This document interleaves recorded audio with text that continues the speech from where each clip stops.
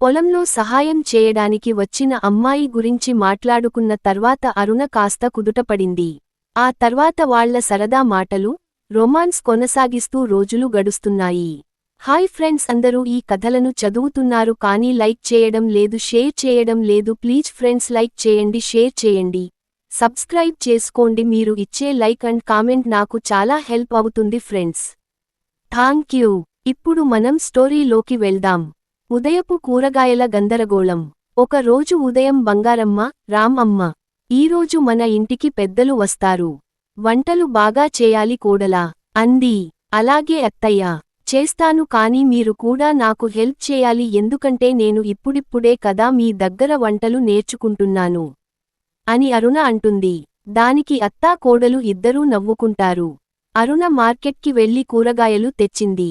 కానీ రామ్ సరదాగా గుమ్మడికాయను దాచేసి అల్లరి చేశాడు. పెద్దలు ఇంటికి వచ్చారు. అత్త కోడలు ఇద్దరూ పెద్దలకి భోజనాలు వడ్డించారు. అందరూ తింటున్నారు.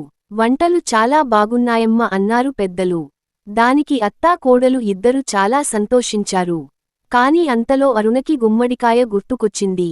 ఇంత రుచిగా వంటలు కుదిరాయి, కానీ గుమ్మడికాయ ఎక్కడా, ఎవరు తీసి ఉంటారు అని ఆలోచిస్తుంది. అరుణ ఒక్కసారిగా రామ్ వైపు చూసింది. కళ్లల్లో కోపం మెరుపులు. పెద్దల ముందు చిన్న తగువు. అరుణ కాస్త చల్లగా అన్నది, గుమ్మడికాయ వండలేదు, ఎవరో దాచేశారేమో, నువ్వేమైనా తీసావా అని.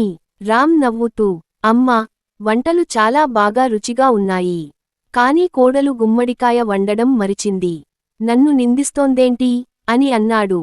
అప్పుడు రామ్ వాళ్ళ అమ్మ నవ్వుతూ, గుమ్మడికాయ వంటకం నేను చేశాను లేరా, నువ్వు తిను అంటుంది.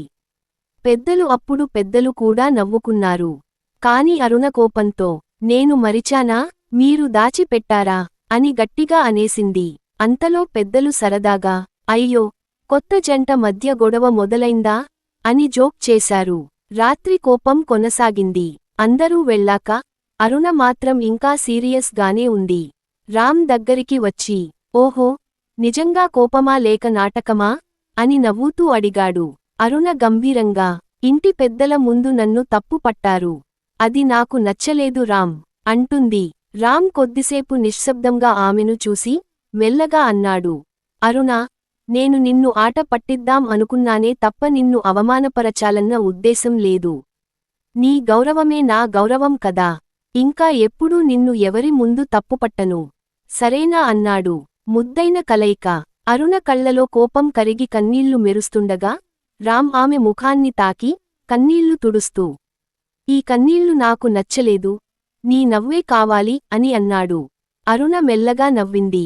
అంతలో రామ్ కూడా నవ్వుతూ మెల్లగా దగ్గరికి వాలి ఆమెను హత్తుకుని నుదుటిపై ముద్దు పెట్టాడు. అరుణ గాజులు మోగిస్తూ అతని భుజం మీద తల వాల్చింది. మరలా పెద్దల ముందు ఇలా చేస్తే మాత్రం నిజంగానే గొడవ పెడతాను అని సరదాగా హెచ్చరించింది. రామ్ నవ్వుతూ, ఆ పర్లేదులే, గొడవ పెడితే తర్వాత ఇలాగే ముద్దు పెట్టుకోవచ్చు కదా అని కౌంటర్ ఇచ్చాడు. అప్పుడు అరుణ చిలిపిగా తన భర్తని కొడుతూ గట్టిగా కౌగిలించుకుంది. ఇలా రాత్రి వారిద్దరి మధ్య రొమాన్స్ కొనసాగింది. మొదటి తగువు పెద్దల ముందు జరిగినా ప్రేమతో కరిగిపోయి మధురమైన ముద్దుతో ముగిసింది. ఈ కథ ఇంకా ఉంది. హలో ఫ్రెండ్స్, మీకు ఈ కథ నచ్చిందా ఫ్రెండ్స్? నచ్చితే తప్పకుండా లైక్ చేయండి, షేర్ చేయండి, సబ్స్క్రైబ్ చేసుకోండి ఫ్రెండ్స్. ముఖ్యంగా ఈ కథ ఎలా ఉందో కామెంట్లో చెప్పండి ఫ్రెండ్స్.